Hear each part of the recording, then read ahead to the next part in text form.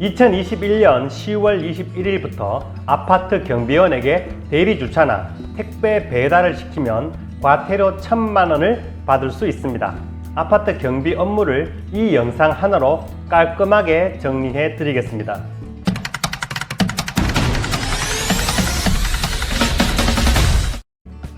안녕하십니까. 친절한 생활 연구소 김도형 소장 김소장입니다. 오늘도 아파트에 살지만 잘 몰랐고 관심도 별로 없었던 아파트와 관련된 유익한 정보를 전해드리겠습니다.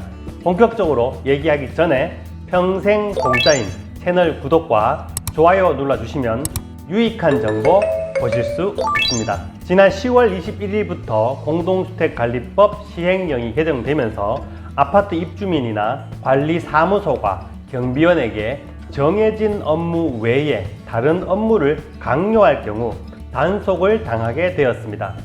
정부에서는 공동주택 경비원의 업무가 명확하지 않아서 지금까지 많은 갈등과 혼란이 있어 왔고, 그로 인해 관리 직원들이 극단적 선택을 하는 등 수많은 문제를 일으켰다고 전제하면서 이런 사회 문제의 완화를 위해 제도를 마련했다고 발표했습니다. 하지만 제가 볼 때는 아직 많이 부족하기도 합니다만 없는 것보다는 나은 발전이라고 생각하고 내용을 설명드리겠습니다.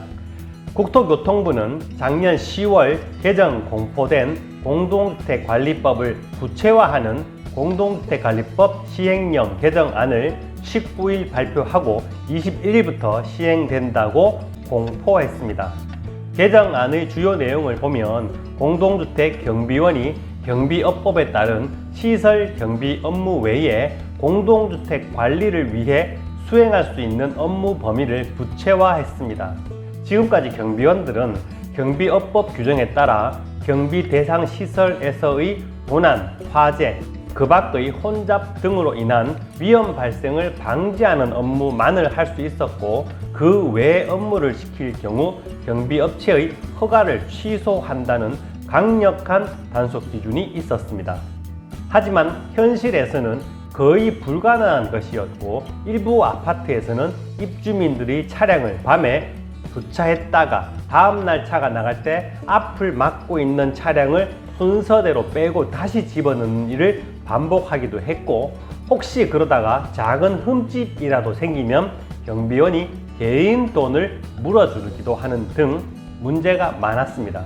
또 여러분들이 가장 많이 알고 있는 경비원으로 근무하던 고 최희석 씨를 입주민 심 씨가 폭행하고 협박하여 결국에 극단적 선택을 하도록 만든 사건의 시발점도 바로 주차 문제였지 않습니까? 참고로 이 사건의 결말을 모르시는 분들이 있을 것 같아서 잠깐 소개를 해드리면, 지난 8월 29일 대법원으로부터 자신의 잘못을 진지하게 반성하지 않는 등 죄질이 몹시 좋지 않다는 판결문과 함께 징역 5년이 확정되었습니다. 이 외에도 대표 회장 집의 이사를 돕는다거나 잃어버린 반려견을 찾아주지 않는다며 경비원을 폭행하는 사건 등등이 벌어지면서 경비원의 업무가 어디까지냐에 대한 사회적 관심이 높아졌습니다. 그렇다고 경비업법에 있는 것처럼 딱 시설에 대한 도난과 화재 방지만을 한다면 아파트 경비원들은 즉시 매우 심각한 고용 불안이 다가오는 측면이 많았기 때문에 현실에 맞는 법 개정이 필요하다는 의견이 많았습니다. 그래서 국회와 관계부처, 노동계, 입주자, 주택관리사가 참여한 사회적 대화와 함께 지자체의 의견을 수렴하여 이번 합의안이 도출된 것입니다. 이번 개정을 통해 경비원이 시설 경비 업무 외에 할 수 있는 첫 번째 업무는 건물 주변 청소와 이에 준하는 미화의 보조입니다. 미화의 보조이기 때문에 건물 내의 승강기나 계단실 또는 복도의 청소는 청소 용역업자가 해야 하는 것으로 경비업법에 따른 경비원이 할 수 없는 업무가 되었습니다. 같은 의미에서 간단한 가지치기나 나무에 물을 주는 것 또는 잡초 제거나 낙엽 청소 등은 할 수 있지만, 기술이나 장비를 요하는 제초 작업이나 수목 식재, 수목 소독이나 정원조성공사 등은 전문가를 동원해서 해야지 경비원에게 시켜서는 안 되는 업무로 구분이 되었습니다. 여기에 동절기 제설 작업까지는 통상적인 주변 청소라고 생각해서 가능하도록 했습니다. 두 번째는 재활용품 분리 배출 감시 및 정리 업무입니다. 즉, 재활용품을 반출 확인하고 반출 후에 주변을 정리하거나 대형 폐기물 스티커를 관리하는 등은 가능하지만 개별 세대의 대형 폐기물을 운반해 오거나 이를 수거하는 일을 해서는 안 된다고 규정하고 있습니다. 세 번째는 관리소의 안내문을 게시판에 게시하거나 우편 수취함에 투입하는 일은 가능합니다. 하지만 고지서나 안내문을 각 세대에 개별 배부하거나 각종 동의서를 받으러 가가호호 다니거나 선거관리위원회의 업무를 보조한다는 명분으로 방문투표 업무를 해서는 안 됩니다. 이 외에도 전기, 가스, 수도 등을 검침하는 업무나 공용 부분을 수리하는 업무는 관리직원이 해야지 경비원이 해서는 안 되는 업무로 구분되었습니다. 더불어 관리사무소에 앉아서 업무를 보조하는 것도 시켜서는 안 되는 업무로 구분했습니다. 아울러 종래 기본 업무였던 시설 경비 업무의 일환으로 도난 및 화재, 그 밖의 혼잡 등으로부터 위험 발생을 방지하기 위한 범위에서 주차 관리와 택배 물품 보관 업무가 추가되었습니다. 주차 관리와 택배 보관 업무를 도난이나 혼잡을 방지하기 위한 시설 경비의 일환으로 본 것입니다. 좀 더 구체적으로 보면 도난, 화재, 위험 발생의 방지 업무는 당연히 해야 하는 기본 업무이고 그 방법으로 순찰 및 CCTV 감시, 외부인 출입 관리, 심야 시간의 위험 방지를 위한 긴급 업무 등이 이에 해당됩니다. 여기에 불법 주차, 외부 차량 감시, 차량 안전 통행 유도, 차량 통제 등이 있으며 위험 방지를 위한 차량 이동 조치도 할 수 있는 업무에 포함됩니다. 여기서 말하는 차량 이동이란 경비원이 운전해서 차를 이동시키는 것이 아니라 차량 운전자에게 연락을 하여 위험을 방지할 수 있도록 차를 이동시키는 업무를 말합니다. 따라서 개인 차량을 이동 주차하는 대리 주차, 즉 주차 대행 업무는 시키면 안 되는 일이 되었습니다. 끝으로 택배물, 우편물, 등기 등을 보관하고 대장을 작성하는 등의 업무는 할 수 있지만 개별 세대로 택배나 우편물을 배달하는 업무는 안 된다고 규정하고 있습니다. 전체적으로 보면 지금까지 경비원들이 하던 업무를 양성화한 부분이 많은데 대신 개인 집을 돌아다니면서 일을 하거나 관리소 직원이나 전문 기술을 요하는 업무를 시킬 수는 없다고 정한 것이 요점입니다.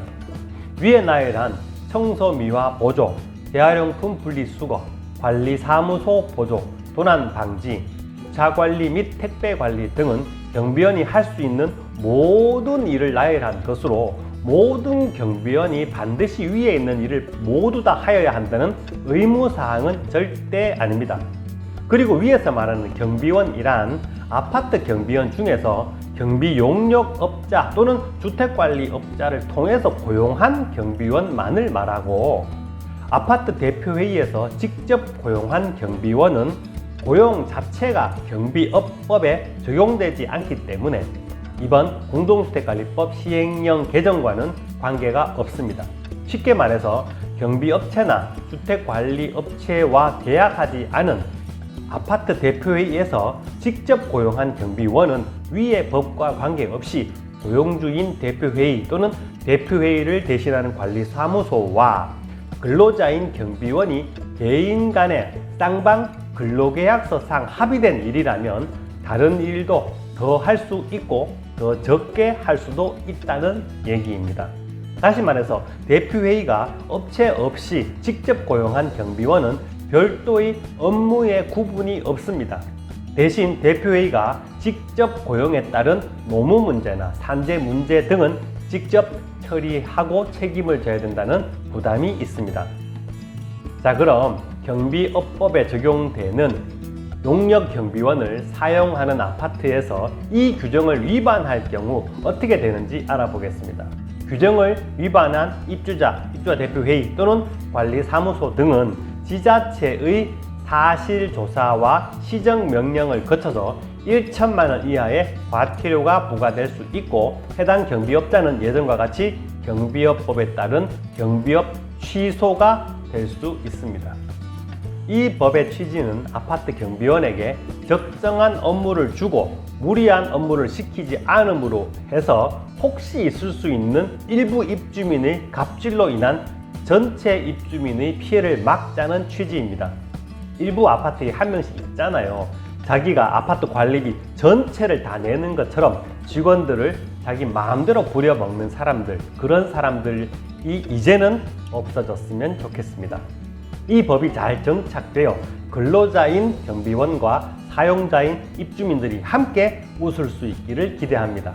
오늘은 여기까지 하겠습니다. 지금까지 보셨다면 당연히 좋아요를 클릭해 주시고, 다른 이야기도 궁금하다면 평생 공짜인 구독도 눌러주세요. 그리고 알람 설정까지 해주시면 복 받으실 겁니다. 오늘 영상 여러분이 함께하는 밴드나 단톡방 또는 페이스북에 올려주시면 더욱 감사합니다. 지금까지 친절한 생활 연구소 김도형 소장, 김 소장이었습니다. 그럼 다음 영상에서 만나요. 감사합니다.